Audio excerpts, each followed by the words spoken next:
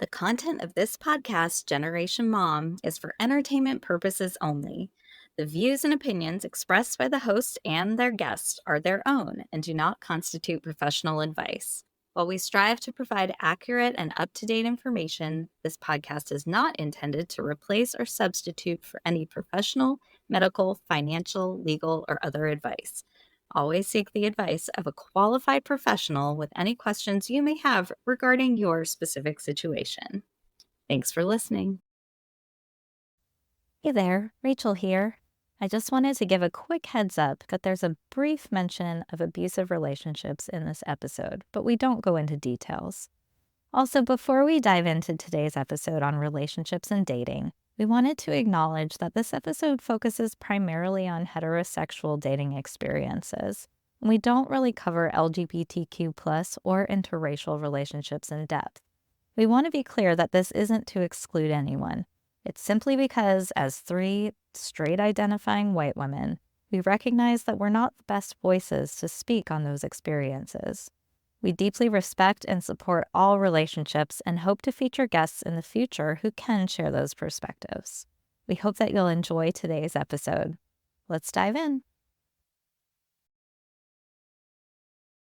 I had pretty much for my generation, a traditional dating experience. I would say I dated several different guys and I went steady with, let's see, before I met your father, maybe 3 or 4 of them, which I think is a lot different than today. Hello, and welcome to Generation Mom. I'm Rachel, the elder millennial who tries to stay grounded in all of the chaos of modern parenthood. I'm Pam, the boomer mom to my 2 co-hosts and Nana to their kids. I've seen it all, and I'm here to share my generational wisdom with a touch of tough love. And I'm Laurel, your Gen X voice of reason, stuck in the middle, ready to weigh in with unsugar-coated advice. Join us as we tackle life's big questions across 3 generations, sharing laughs and insights along the way. This is Generation Mom. Hello, and welcome back to Generation Mom. We're back around the kitchen table. Today, we are talking about dating, relationships, marriage across the generations. I'll go into a little deep dive about how each generation viewed dating and marriage. We'll talk a little bit about our own experiences as members of those generations. And then today I'm really excited because we will have an advice segment using some real questions from users on Reddit. With that, we'll dive in. We will start again with the boomers who really started to define dating culture. This group is split to what dating looked like in the 50s and what dating looked like in the 60s. In the 50s, dating starts to become much more about youth culture than about family expectations. So family expectations definitely still played into that and who you might pick to date. But it was much more of a group activity. You would go on a date with someone. It would usually happen in a public place amongst other teens. You would talk and get to know each other. And usually the guy would pay. The man would usually ask a woman out too. It was considered improper for a lady to approach a man. And then after a few dates, you would go steady. Going steady was the term for being in an exclusive relationship. And you might publicize that by wearing an item of clothing of your mate, such as a jacket, a sweater, or ring. But when we think of the 50s, we tend to think of this period of purity. And it was, but there was also some sexual change going on. I saw Mom's little face there. So while premarital sex was less common, any promiscuity that did happen would usually happen in the car. The terms necking and petting were coined, the former referring to kisses and caresses above the neck, and the latter to the same below it. This is scandalous. So scandalous. So those terms entered the public discussion, giving names to previously unspoken private activities. People also started getting married younger in the 50s. During that decade, the median marriage dropped from 24.3 to 22.6 for men, and from 21.5 to 20.4 for women. In the 60s, youth began shirking old social conventions. It was a time of free love. And this was the time the birth control pill also came about and really was the spark that led to the fire of the sexual revolution. People started more freely exploring their sexual feelings. Sex before marriage among young people was no longer taboo, although their parents would probably still consider it very taboo. They did end up getting married, but during especially this summer of free love, it was more about experimentation and was what ended up evolving into the modern day hookup culture. In Helen Gurley Brown's renowned dating book, Sex and the Single Girl, which was originally published in 1962, she recommends some places you might find a mate because keep in mind, this was before social media and dating apps and dating agencies. And so some of the places she suggests includes on a plane, while shopping in the men's department, while driving in heavy traffic, and at Alcoholics Anonymous. Helen Gurley Brown said, just make sure you go to a wealthy chapter of AA because you might as well start with a solvent problem child, say someone with liquid assets.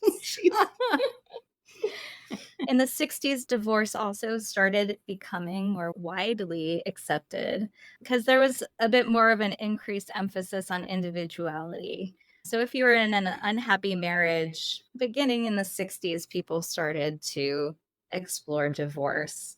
This era was also when the age of no fault divorce started. So, you could end a marriage simply because you wanted to without providing cause. So, even as baby boomers continue to age, they divorce more than any other age group. Between 1990 and 2012, the divorce rate for 55 to 64-year-olds more than doubled. For the 65 and older crowd, that number more than tripled. They're calling it the gray divorce. Gen X experienced a transition from the traditional structured dating practices of the past to a more casual and varied approach influenced both by social change and the early stages of technology. If you were looking at the pre-digital era, which would have been the late 70s, 80s, dating often started through traditional means like school or work or people you met in social situations. Your family or friends would usually introduce you to somebody. Formal dating and courtship were still pretty common. Somebody would ask somebody out on a date, you'd meet the parents, you'd have that more structured relationship path. There were still clear norms and etiquette around dating. Men were still generally expected to initiate dates and pay for activities, but there was more of an acceptance of a woman initiating dates. It wasn't as taboo as it had been for the boomers. There was a shift, though, towards more casual dating and less emphasis on immediate long term commitments. So, this was partly influenced by the sexual revolution of the 60s and other changing societal attitudes. So, then in the 80s and 90s, before the internet, you had personal ads in the newspaper. If you watch movies from the 80s and 90s, you might see a personal ad. So, this was a way for people to connect and find potential dates, which I find terrifying now. Like, you stick your name in the newspaper and meet a random stranger, but I guess we get in random strangers' cars now on Uber. Before the internet, there were video dating services that emerged where individuals could record video profiles that others could view, marking the early stages of technology to find partners. And if you go on YouTube and search 80s dating videos, you can find some pretty funny ones on there. In the 90s, it was the beginning of online dating. Match.com came out in 1995, and it was a significant shift from traditional dating methods to finding new ways to meet potential partners. There were also chat rooms on the internet and forums, and that became a popular place for socializing and meeting new people, often leading to romantic connections. Gen X actually has higher rates of remaining married than previous generations. In the 1990s, about 70% of Generation X made it to their 15th anniversary, compared to 65% in the 70s and 80s. Some say that Gen Xers were more skeptical about marriage because of the doubling divorce rate that happened during their generation. Their parents were getting divorced more often. This skepticism, along with the desire to avoid divorce, may have actually led Gen Xers to marry and have children later in life, often after cohabitating. So they knew what they were getting into. They're staying married longer. And some of the studies I found showed that Gen Xers that got married later in life were more likely to stay married long term. For the millennials, we continue to see this impact of digital technology. So we had a more fluid and diverse landscape compared to previous generations. Millennials are the first generation to widely use apps like Tinder, Bumble, and Hinge. These platforms offer a vast array of potential partners and a different approach to meeting people. Social media also plays a significant role in how millennials meet and communicate. Millennials tend to delay marriage and long term commitments compared to previous generations, but there are a lot of factors to this, like career focus, educational pursuits, and economic instability. There's a greater acceptance of casual dating and non traditional relationships among millennials. Concepts like friends with benefits and open relationships are more openly discussed and practiced. And communications shifted significantly to texting and other forms of digital messaging. So no longer do you have to call up someone's house and talk to their parents and ask them out on a date, but you can text them.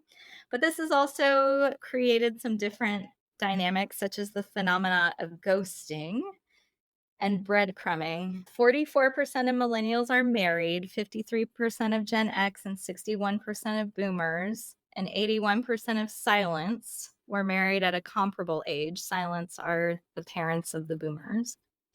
81% say that being single benefits them beyond their romantic lives as they're more able to make new friends, have more time for personal wellness, and be more dedicated to their work. The most common first date activity among millennials is to grab a coffee. Millennials have an average of 8 sexual partners. 43% of millennials say their ideal relationship is non monogamous, and 43% also say it's monogamous. I don't think that adds up to 100. I'm not sure what the others think. And then millennials spend an average of $69 on their first date. Pam, we'll start with you, our representative of boomers. What was your experience like with dating and relationships growing up in your formative years? All right. I guess I would have to start in the 60s, sort of the mid 60s, because I was really a kid in the 1950s. And I would say that dating for us looked vastly different than it does today. We usually met at school or through a friend or through our parents. Our parents would fix us up with people, which never really went very well.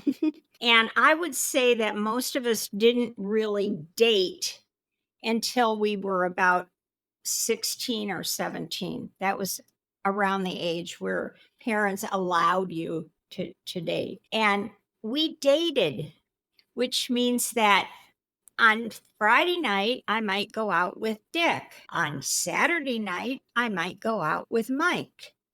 On Sunday night, I might go out with Bob. And we dated. We went somewhere. We had an ice cream sundae. We went to the movies. We talked. We got to know one another. This is just how we did it.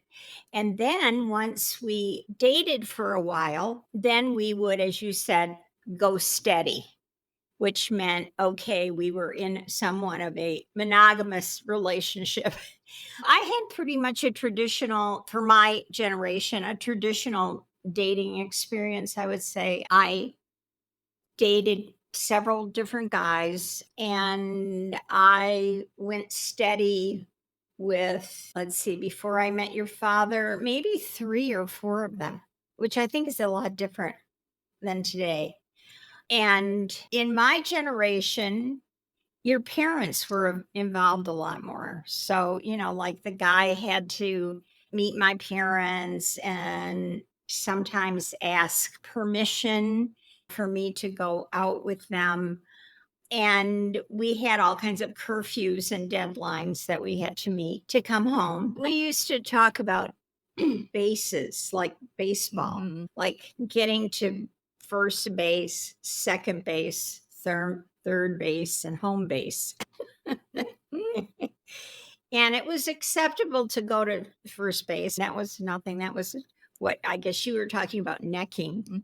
And the other ones were more controversial at that time. I'm not going to say they weren't done, but they were much more controversial, I think, than they are today. And there were restrictions within your dating. So, depending on your family, sometimes your social status played a part. Sometimes your religion played a part. Your parents only wanted you to date within your religion. So you were prohibited from dating anybody outside your religion. And of course, within the different races, that was a real taboo back then. So I think in those ways, I feel anyway that today's better because I don't believe you can really restrict who you fall in love with. You fall in love with who you fall in love with. And it's very hard to be told, no, you can't love that person or you can't be with that person.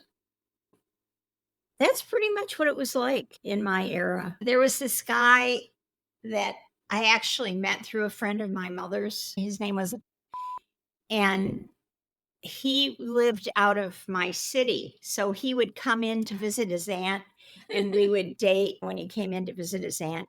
We got, I can't say serious, but we liked each other pretty much.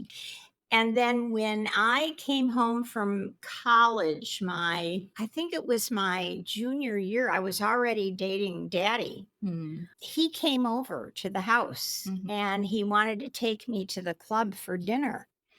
And so I said, I don't think I can because my boyfriend is here visiting. So he pulled a little box out of his pocket and he presented me with a ring and asked me to marry him, Oh my goodness. which Have you was been in contact with him during No. college at all? no, Oh, which geez. was a total shock. I was totally shocked. Yeah, we really didn't date that seriously. Mm. And I never imagined that he had those kind of feelings for me. And then you know the story about my parents were some of those parents that would have preferred me to date within my religion, and we were different religions. And so they made it as hard as possible for us to date. And so before I went to college, I broke up with him. Mm. And because I didn't think it was fair that I was going to be away at school and he was going to, I forget what, he wasn't going to college at that point. I think he was joining the Navy or something at that point, and I didn't want Mm. to have him be, so restricted that he felt like he couldn't date anybody. And at that point and in that time and that culture, I felt that it was probably a good idea for me to marry within my religion. That's what happened with him. So you and daddy dated for 3 years before you got married. Mm-hmm. Was that considered a long time then? Were you getting pressure to get married? Was that sort of the norm in the mid-60s? I think it was average. And the fact that we were in college. So I started dating him my freshman year and I married him the end of my junior year, I think, which was unusual. Usually you waited until you graduated to get married, unless you got pregnant or something like that and you had to get married. Right. If you didn't wait, did a lot of women drop out after getting married, Yes. I had a roommate. even if they weren't pregnant? Yes. I had a roommate who got married the end of our junior year and she dropped out of college. Yeah, that was a problem. I didn't want to do that. And actually, I had to promise my father that I would not drop out, that I would stay in college if they allowed me to get married that year. Some dated for maybe 5 years, but I would say around 3 was pretty average. And that's when your parents wanted you to make a commitment or something, just make a decision by that. Now, another interesting sort of layer on your life is you went to a boarding school for high school. How do you think that was different compared to your public school classmates? That could be a whole episode in Okay. itself. But let me just briefly say, okay, I went to an all girls boarding school in the middle of Vassalboro, Maine with the chickens. And to talk about being remote, this place was really remote. At this school, I was pretty young at the time, but there really wasn't any dating. What they would do is they would have dances between a boys' boarding school and our boarding school, and the boys would come and they'd have a dance for us. So some girls did have boyfriends through that. When I was coming up on my junior year of high school, I went home and I was tired of living in this winter with the chickens, and I said to my parents, I don't want to go to school anymore there. I want to go to a different school. I want to go to my high school, or I want to go to a different boarding school that's co-ed. They were really against that. It was a big fight. But finally, I got my way. So I went to a boarding school that was co-ed. And oh boy, that was like a freedom, and it was so much fun. And Was that Interlock? yeah. And I couldn't believe that there were boys sitting in the classroom with me. So yeah, so that's when I started dating. I have one last question for you. So you got married, you were 21 when you got married. I just turned 21. 21 then and 21 today feels a lot different. But did you feel more prepared at that age to get married? Did you feel like you were young, or since that age we covered that was about the average age of marriage, did it just seem like Everybody else was doing Well, Yeah. I think it's the same probably today. But at 21, you feel like you're an adult. Was I prepared for marriage? No, not really. I had no clue. Absolutely no clue. I really went into it pretty blind. I didn't have great role models. I didn't even have that. But it was expected, I guess is the best way I can put it. Yeah. And what else are you going to do? You're graduating from college. Now, what are you going to do? I actually was on a career path, and I actually continued on in college to get my master's degree. A lot of women didn't do that. They got their degree, then they got married, and that was it. They were mothers and housewives and all that. So I guess the answer to your question is no, I wasn't prepared. I was certainly not a grown up. And when I look at 21-year-olds today, I'm looking at a baby. Mm-hmm. And I think sometimes I get these chills and think, how did I do that? But it was like you got pushed into it and you did it. You just fell into it and did it. So, Laurel, we're going to move to you and your experience with dating. So, you were really of the dating age in the 90s more than the Yes. 80s. But I can speak to the age because Sure, I mean, yeah. You were around. I was around. I was not dating till the very end of it. But first, I feel like I want to just state, because we all know this, but people listening may not. All three of us are currently married. Yeah. And we're all married to our first husbands. None of us have had a divorce, various different dating experiences. But that's just like some perspective there to say. I'd say in the 80s, like going to a bar was a big way to meet people. And when you'd ask people how they met at the bar, that was the big spot. I remember dating game shows were a big thing on TV. The dating game is what That's it what was it's called. So literally the dating game. And then the classified ads, I had forgotten that till Rachel mentioned it, but that's true. You'd have how we have all the acronyms now, like LOL and all of that. There was SWF, single white female, and all of that. And you would know. And like people still in my group, at least, joke about Mike's long walks on the beach and hiking. And that's what the classified ads were like. Single white female seeking single white male. for long walks on the beach, must love dogs, like this kind of thing. Now, I was a kid, so I wasn't doing any of that, but I was aware of it. It was around me. And then in the 90s, at least when I was in high school before the internet, like I said, you met people at parties, you met people at school. The internet was just starting when I started college. And I also went to a college that was big on internet development. So I don't know if we were ahead of the times as far as internet availability and accessibility. What year did you start college? 94. And it was I remember through those years, it was really taboo to have met your partner on the internet.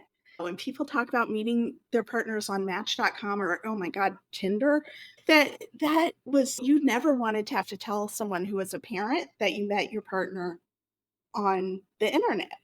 And so that was very taboo. And today it's so just accepted and just run of the mill normal. That is so crazy to me. That's where we've come to from where we were. I think personally, I didn't do a ton of dating ever. I really didn't date in high school. I went to a very small private high school. There were only 66 kids in my graduating class, and 9 of them were boys. Most of my friends were in the class below me.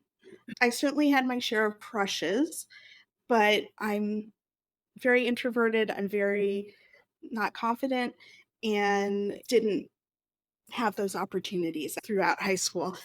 And then in college, I have to say, again, I had a big friend group and I really picked and choose from my friend group because I was terrified of meeting people at a bar or meeting people at a party or meeting people online because these were strangers. And I, what do you know about me that you're coming up to me at a party?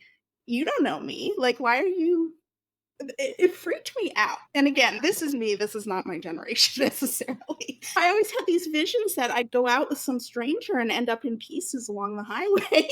Because you watch a lot of true crime and you watched a lot of Dateline and I mean, it just Unsolved Mysteries. strangers scared the crap out of me. So if I didn't have like people vouching for you and who knew you, introducing you to me, yeah, I stayed away. So I had one boyfriend initially in college who was awful. And he lasted about a year, I think. And then, and like mom said, she always hated this about me too, is that we have the serial monogamy, is what she would call it, where we just would latch on to someone. And that's what she did. Casual dating was still really not looked at. Those were hookups, and that was still not what good girls did. And so you went on a few initial dates, and then, yeah, you were together until you weren't. And in some cases, that was harder to get out of than others. And that's the situation I found myself in with that relationship. And then my second boyfriend I was with, all told, I think 7 years. And we did live together briefly. That didn't last very long and probably should never have happened in the first place. And then soon after, my husband and I started dating. In that case, again, he still was tangentially from that friend group, but he was in a different state and I had moved back here by that point. So we were long distance dating throughout our relationship and even after we got married for a little bit. And I would go up and stay with him. I was a teacher at the time, so I would go up and stay with him in the summers. But so to whatever point that is considered living together, we did. And then we got married. I think we dated maybe 3 years and got married. I moved up there after the wedding. And then I hated it. And I did not acclimate at all. I couldn't find a job. It was horrible. And this is me coming again from my viewpoint of, and I hate to say this because I've always thought of myself as such a strong, independent woman. And here I am admitting to a abusive relationship. And now this relationship where I thought he's the man, he makes more money. I'm just a teacher. I can get a job anywhere.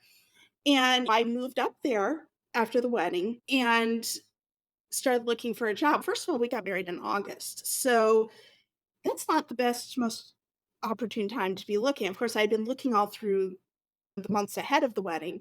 I had 100 million interviews and I I always placed second. Like, they would call me and say, "Oh, we loved you. We thought you had great ideas. We loved your portfolio, but we went with someone else."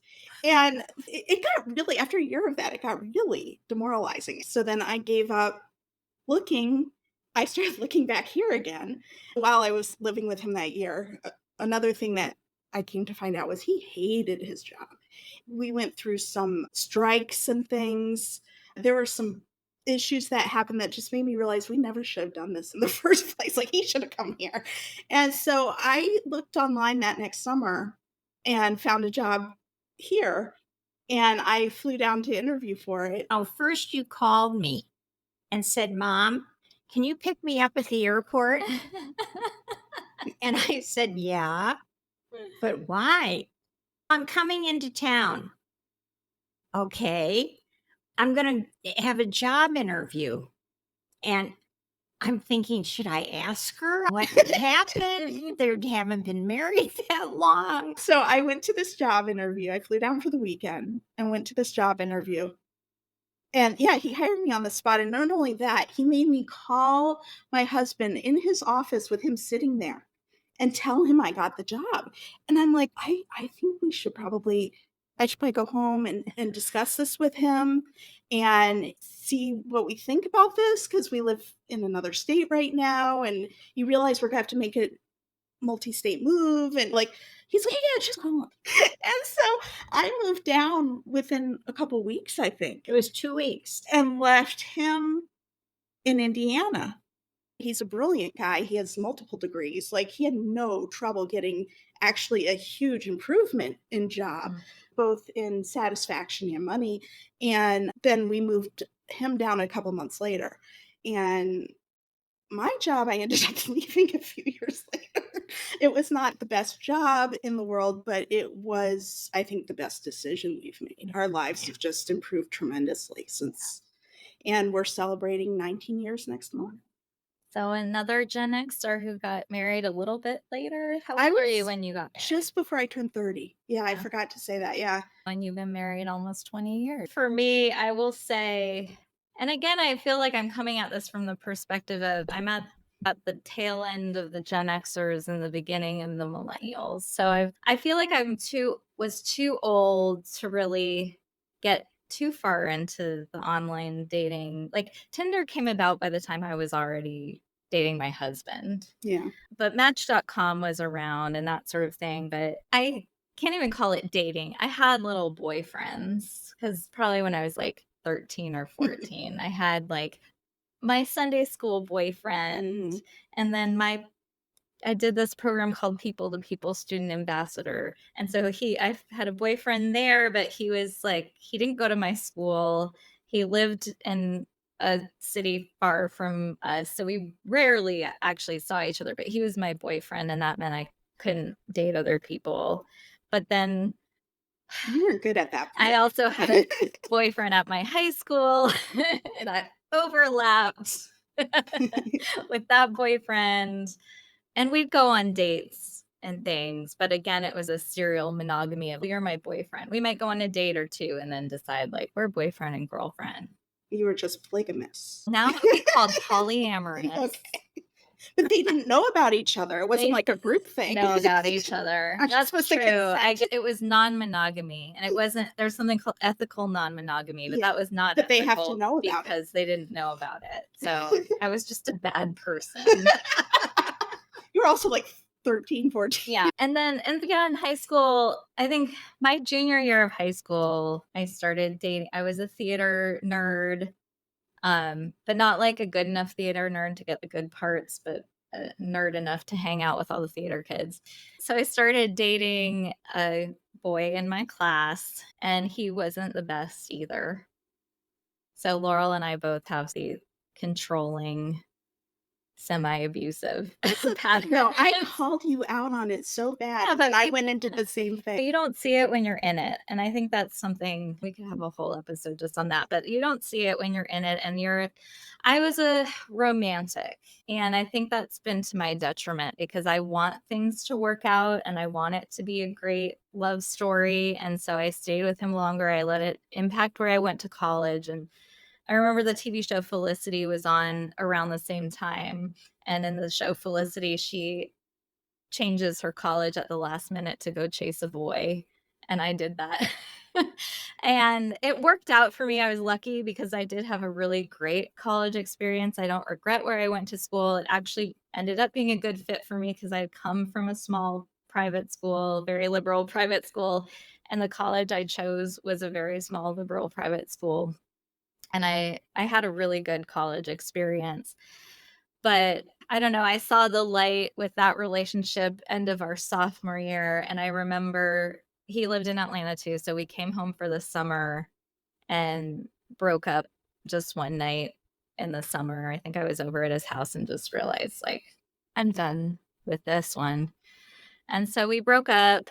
The best relationship I had in college was with my roommate because she and I were roommates all 4 years, and we still love each other to this day, and she's one of those friends who you don't see or talk to in a long time, and then you pick right back up where you left off. But so she was witness to a lot of this.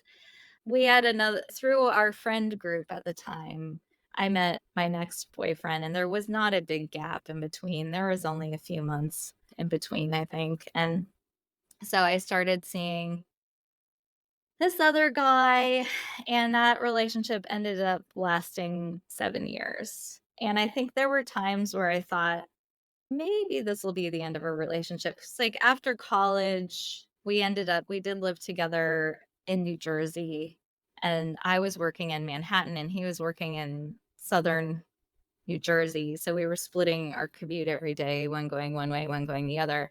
And I had a job that I absolutely hated. Like, it was a good entry level job, but I call mom every day on the way home and cry and sob and I hate this job. I can't do it anymore.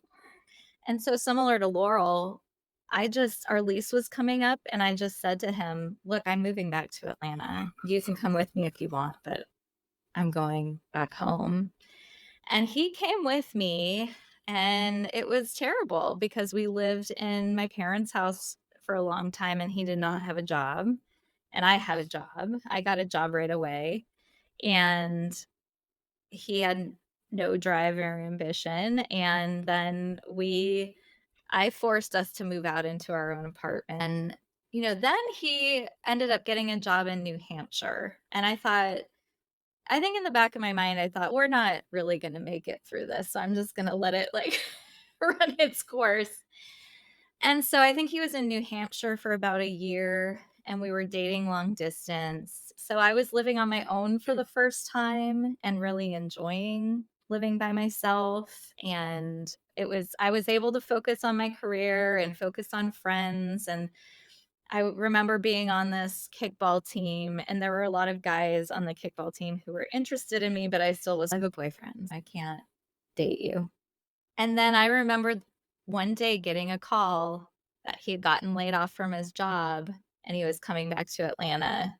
And I hung up the phone and I started crying because I didn't want him to come back.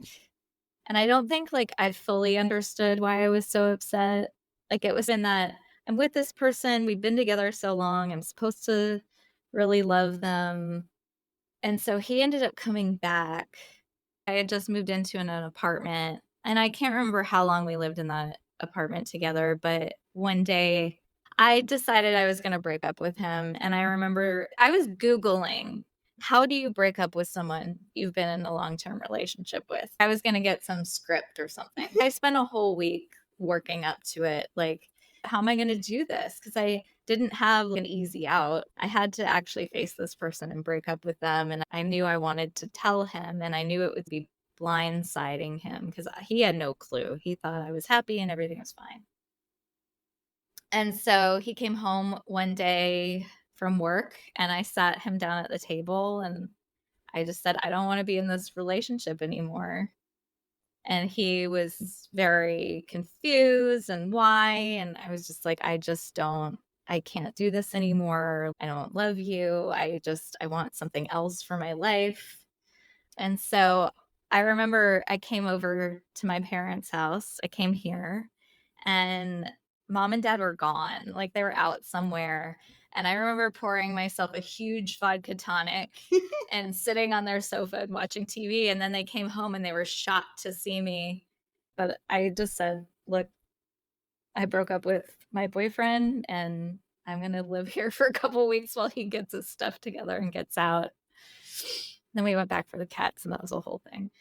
So that was a really long term relationship that took up most of my dating years, really. You know what I think is so funny? I don't know if you guys know this term, but we always grew up hearing about the 7-year itch. Yeah. And like how a lot of relationships don't make it past that 7-year. Yeah. And I didn't have that at all in my marriage. Like in my marriage, that first year was the hardest year. And we always say now, if we made it through that, we'll make it through anything. But you and I both had long-term relationships that died in the 7th year. That's really funny. Yeah. And I think it's true because I didn't have that with my husband. Like, it was fine, like 7 years. And again, like, we've had some really hard years. And if we had made it through that, like, we're going to make it. And I think that's the thing. When you have someone you really love, like, you want to make it through it. You want to try. Yeah. And so it's funny because I was on, after that relationship, I did join Match.com and I think I joined JDate. I tried those, but I never went on a date with anybody that like I matched with or met. And then it's funny because I matched up on Match.com with somebody I worked with.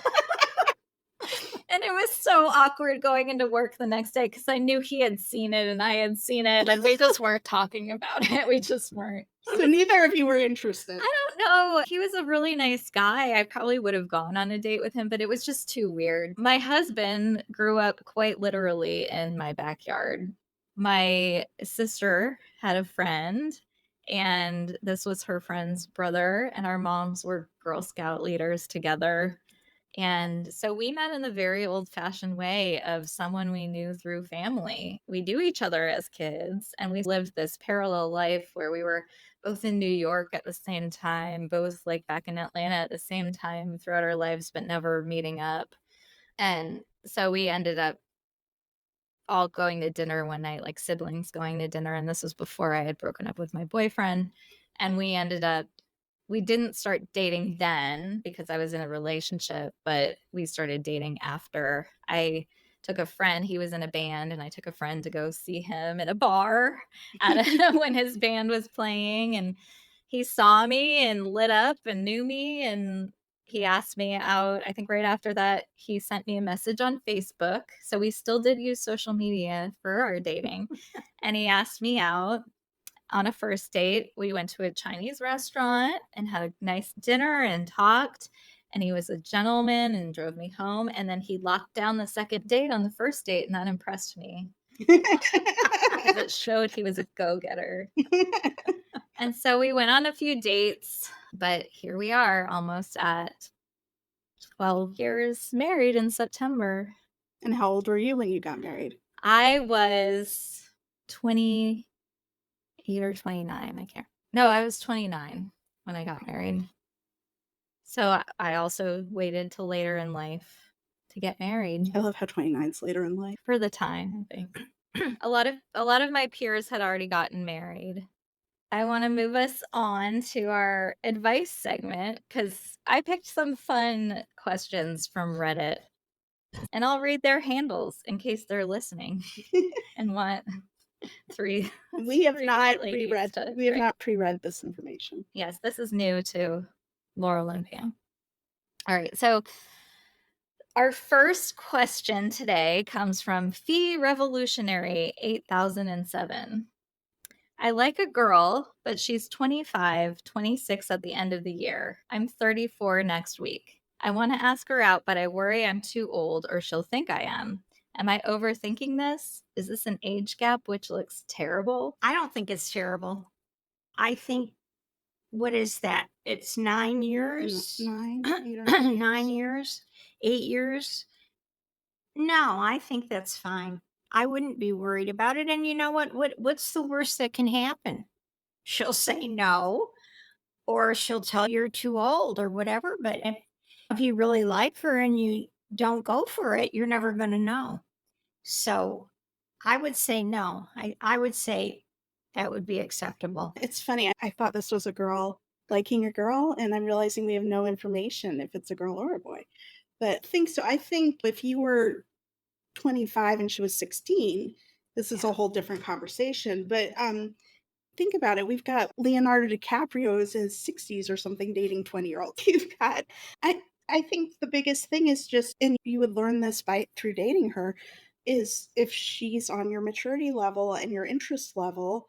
And by 26 she could be. But the only way to really find that out is to go out with her a few times and find out if you have common interests and if she's made that maturity evolution or if this is just a physical reaction you're having. But I don't think this is inappropriate for a few dates. Yeah, I would agree, and I agree with what Laurel said about making sure that you have things in common, which you'll find out through dating.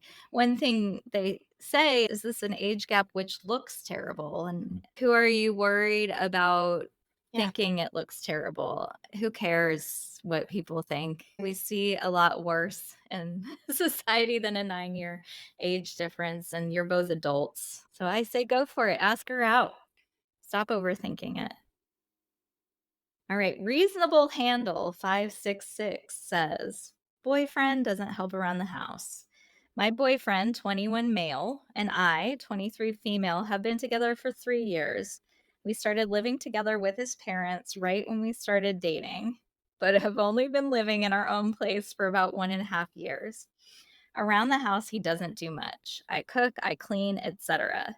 No matter what I do or say or how effectively I try to communicate to him that I would appreciate some help, he will maybe help for a week and then it goes back to how it was. I have to beg him to take the trash out, cut the grass, shovel when it snows, take the dog out. The list goes on. I'm not naive and I understand this is not how it should be in a relationship, but I don't know what else I can do to get him to help me and respect me. He always has an excuse. Oh, I was too tired to do the dishes. I went to the gym. I didn't have time to cut the grass. He prioritizes things he wants to do over things a couple needs to do to maintain the household. I don't know if I should just keep trying to communicate these issues and hope he will one day listen to me and change, or if I should just end the relationship. I know he doesn't respect me. It's just tough because I love him so much. I just want to feel taken care of, and he's the man of the house, and I just don't. I feel so alone. I'd also like to add, as far as cooking dinner, he's always too tired to be the one to do it, but will go and cook dinner for himself and not include me.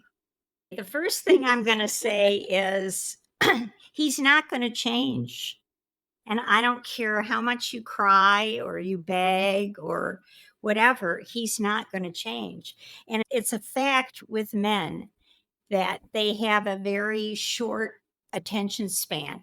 So just because you tell him once that you want him to do the dishes, that doesn't mean that he's going to do it every day. So I guess my suggestion would be that you first realize that this guy is not going to change.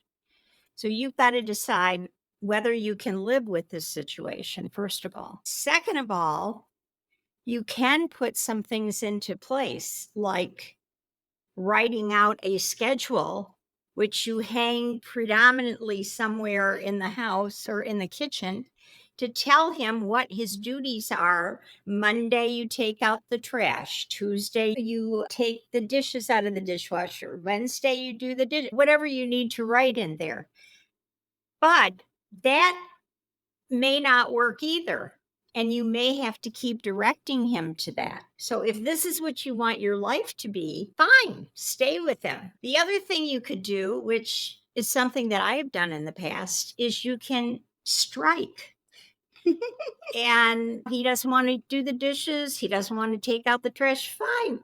So he won't have any clean underwear for a couple weeks. He won't have anything to eat. You won't do the grocery shopping. You're just too tired to do the grocery shopping. And I have done this. I have done this in the past.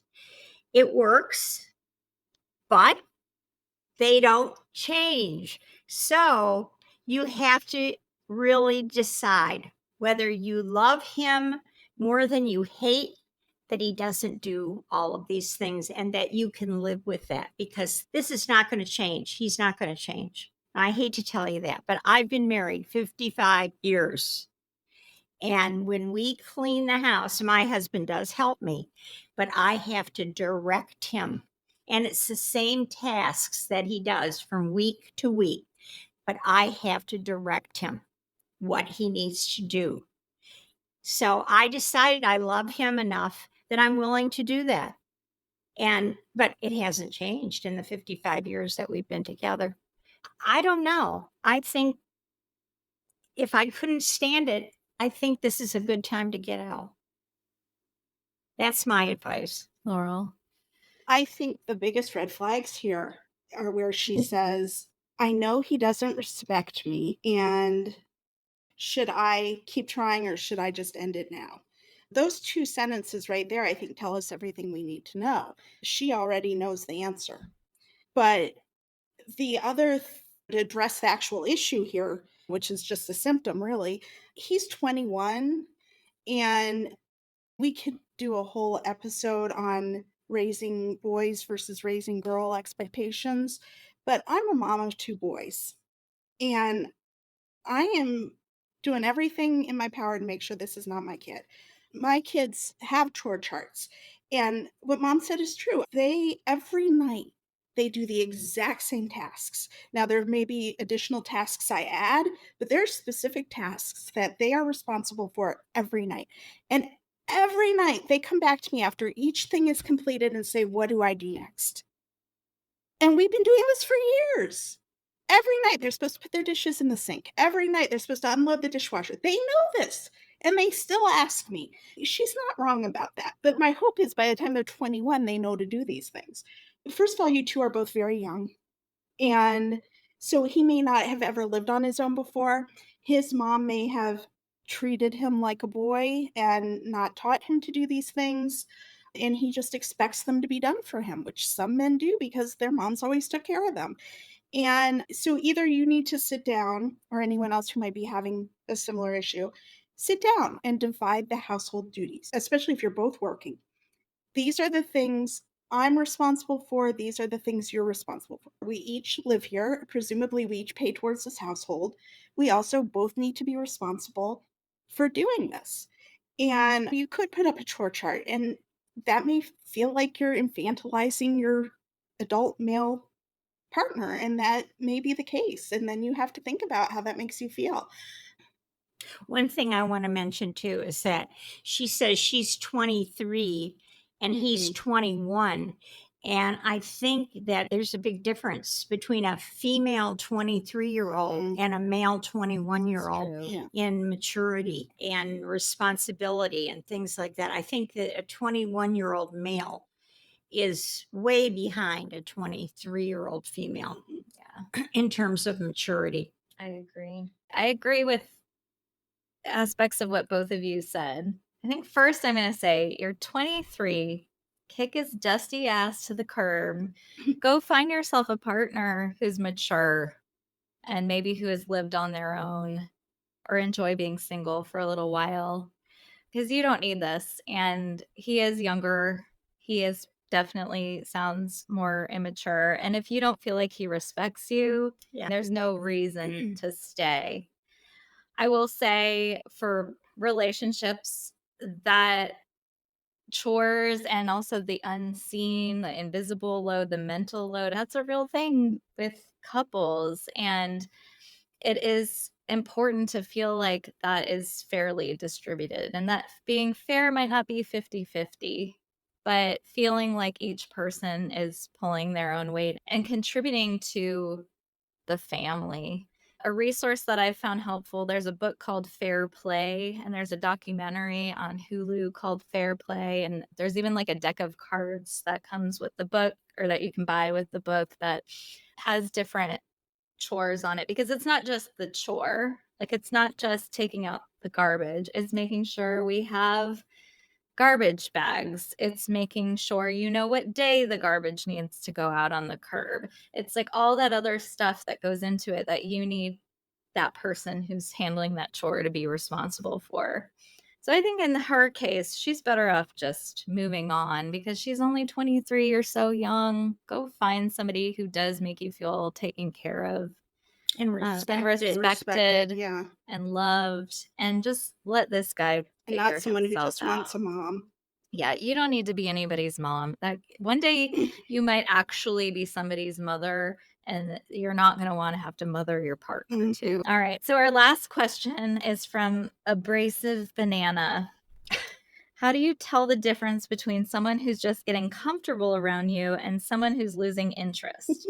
How can you tell if a person who's putting in less effort than they were in the beginning is just getting comfortable, the honeymoon phase fading, in the relationship versus losing interest by not providing the same effort? We didn't get a whole lot of details with this one, but I'm guessing this person is going through it. And I think there's a normal amount of honeymoon phase that wears off in any relationship. Like in the beginning, it's all chocolates and flowers and love and kisses, and you're totally into each other, and your whole world is about each other. And I think that naturally just fades a bit as like the initial excitement of something new starts to wear off, and you start getting into like a more of a rhythm and a real relationship, and you come upon problems and things. I think if they're ghosting you, if they're not replying to your messages, if they keep turning down dates, I think those are all clear. They're just not interested anymore kind of messages. If they're just distracted all the time, if they're not engaged with you at all, I think that's maybe they're not interested anymore. But I think just normal, if the romance isn't coming as fast as it was in the beginning, I think that's real normal. Yeah, I think we didn't get a lot of details here. Like, we don't know how long they've been together. We don't know if they live together. So I feel like that would help inform my answer. But I agree with a lot of what Rachel said. I think that honeymoon phase does wear off and start, I don't know, going to the bathroom with the door open and your husband talks to you while you go, or leaving your socks on the couch. I don't know. But this is what happens. You do get comfortable and the sort of physical aspect wears off a bit. But do you still enjoy each other's company? Do you still enjoy being together? Do you still look to them for comfort or support? Do you still want to listen to their long diatribes about what happened to work today? That's, a relationship. That's Yeah. a real relationship as opposed to just being into someone or not. That's where the real long haul is, I think.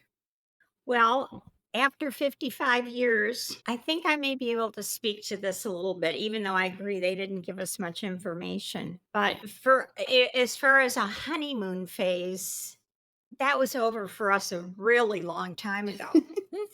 But I think there are tells that show you if the person is just getting comfortable with you or is not that into you. And I'm going to try to explain this the best that I can because I've been in a very long term relationship. So there have been a lot of ebbs and flows in this relationship.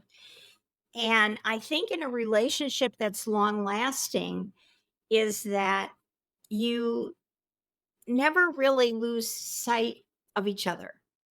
There are times when we've, I don't know how to say it, we've been more in love or less in love or more together or less together, but we've always been there. We're always there for one another. And when they are losing interest in you, you start to see some sneaky sort of behavior, I think I would call it, where they become much more into themselves or they're secretive about things. Or you notice that they're on their phone and they stop talking when you walk in the room, or they're on the computer and all of a sudden the screen goes black when you walk into the room, or they change personally. They lose weight, they start dressing differently.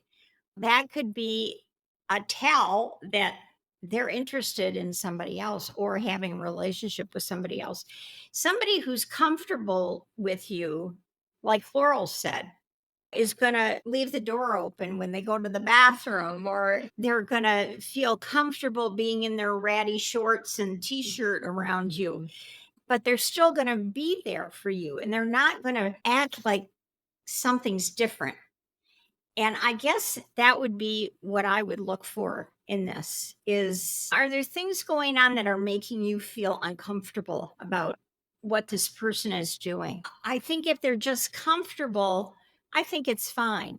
If you would like to submit your own question, you can do so at www.generationmompod.com. We have some of our featured topics on that website. So if there is a topic that specifically you want to ask about, you can click on that button, or you can just submit a question about anything and it might be featured on a future episode. We're going to close out today's episode with, what are we into right now? What's something happy? What's something positive that's bringing joy or adding to our lives? I'll let Laurel go first. Okay, I'm going to say, and this is going to sound so off the wall, I'm sure, but we have an owl. And it's, I can't tell you how much I'm enjoying this owl. We have an owl. We live on a half acre. It's not very wooded, but we do have trees. And I've seen hawks, I've seen falcons, I've seen all of that. But we have an owl this summer that is living in our yard. We've seen him a couple times. He was right on the tree in front of my house when I came home one day. And then a couple weeks ago, he was in the middle of our yard with his wingspan, full wingspan, just laying there. So I don't know if he was sunning himself or drying off. We have a creek not too far from where we live, and he's huge, absolutely enormous. And at night, sometimes we'll hear a noise and it'll sound like one of the cats crying. And then we'll realize it's the owl. It's our owl cooing in our backyard. So it's really been an enjoyable experience. Something I like is on Instagram. There's a woman, her name is Caitlin Murray, and her account is at Big Time Adulting. And I just love all of her content. She's a mom. She usually signs off every video with, "Get yourself a snack." And her content is so hilarious, so amazing. She just did something about coffee, and I'm a big coffee person, and how these diets that are telling you to cut out coffee, are they crazy? Like, I need my coffee in the morning. So at Big Time Adulting, I'll put her in the show notes. She's amazing. Maybe we'll have her on one day. She'll be on our wish list of guests. I guess the thing that brings me delight right now are my 4 grandchildren. They're just all so terrific and so smart, and they're all into such interesting things. And I am constantly and continually amazed by what these kids know and do. And my little 3-year-old is into the planets, and he gave his grandpa and I a whole lecture on the planets, and he knows how they are situated in the sky. He knows the biggest, the smallest, he knows the hottest, the coolest. I just was amazed. This kid knows everything about these planets. And he seeks out information at 3, seeks out information about these things. And then my granddaughter wants to be president of everything, which I find really funny. I don't know, she was campaigning for president of her camp. And then she told me that she's going to be president of the United States one day. I hope that's true. I hope I live to see it. I hope. And then my little F, who is so adorable and so smart and such a showman, he'll break out in song at the drop of a hat. And I just love that about him. And he's such a sweet little guy. I hope he stays like that. He's 9 right now. It's a great age. And then my 14-year-old grandson, who's starting to sound a little bit like a frog because his voice is changing, but he's absolutely brilliant, and he's into genealogy, and it's amazing. If you tell him that somebody's coming over, for example, he'll research their whole background and sit them down and tell them all about their whole background, which everybody is just blown away by. So I don't know. I enjoyed my kids. I really did. Thanks. I'm glad. But I have to say that being a grandparent is a whole different ballgame. And maybe it's because I get to send them home. I don't know. Thank you all for listening today. If you like our podcast, please tell someone about it. Share and like and subscribe and all of the things. And we will be back next week.